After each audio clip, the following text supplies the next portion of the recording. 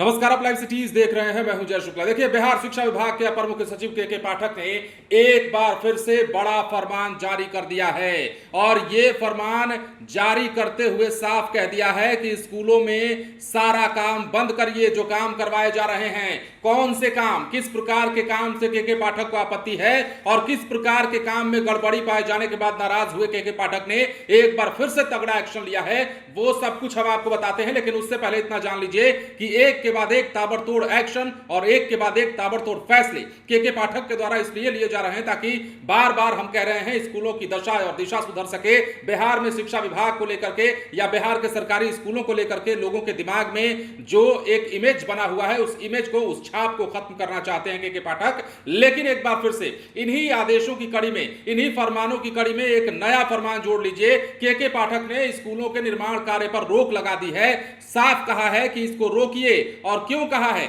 हम आपको विस्तार से बताते हैं। देखिए, शिक्षा विभाग के एसीएस के पाठक का नया आदेश एक बार फिर से जारी हुआ है और यह आदेश सुर्खियों में है।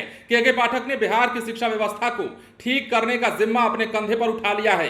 हर रोज कोई ना कोई नए फरमान भी जारी किए जा रहे हैं। कुछ फरमानों पर तो सियासत भी फुल स्पीड में हो रही है, जैसे बोरा बेचने की बात हो, कबाड़ी बेचने की बात हो या फिर अन्य कोई काम हो जो शिक्षकों को सौंपा जा रहा है सरकारी या शिक्षा विभाग के द्वारा, उस पर सियासत भी खूब हो रही है। लेकिन हम उनकी बात ना करके फिलहाल इस नए फरमान की बात करेंगे जो के पाठक की ओर से जारी किया गया है। क्या कुछ कहा गया है? के पाठक ने नया फरमान जारी करते हुए बिहार के सभी स्कूलों के निर्माण कार्य पर रोक लगा दी है। यह भी जान लीजिए कि स्कूलों के निर्माण कार्य में खामियां मिलने से के पाठक नाराज थे, जिसके बाद सभी सहायक इंजीनियर, जूनियर इंजीनियर को आदेश जारी कर दिया है और अगले आदेश तक सभी स्कूल परिसर में निर्माण कार्य पर रोक लगा दी है।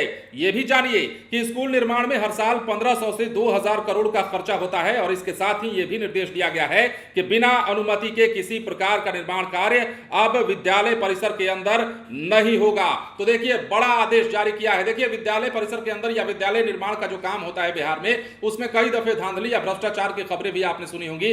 गुणवत्तापूर्ण सामग्री का इस्तेमाल नहीं किए जाने या फिर धांधली किए जाने का नतीजा होता है कि विद्यालय का भवन तुरंत ही गिर जाता है, कई साल टिकना होता है, जिसको वो कुछ सालों में ही ऐसी हालत में हो जाता है कि वहां बच्चों का पढ़ना दुभर हो जाता है। तो ऐसी स्थिति में ये शिकायतें मिल रही थी के पाठक को।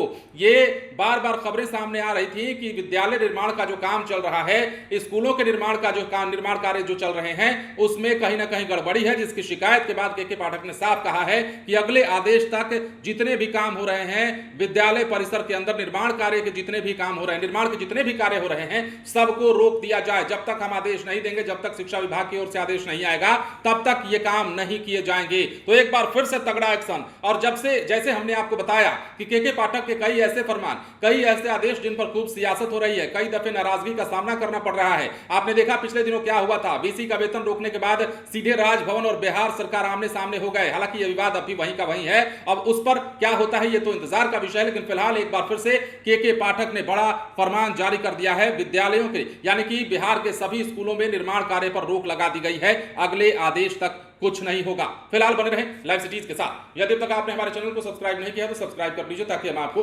खबरों से अपडेट रख सकें। धन्यवाद।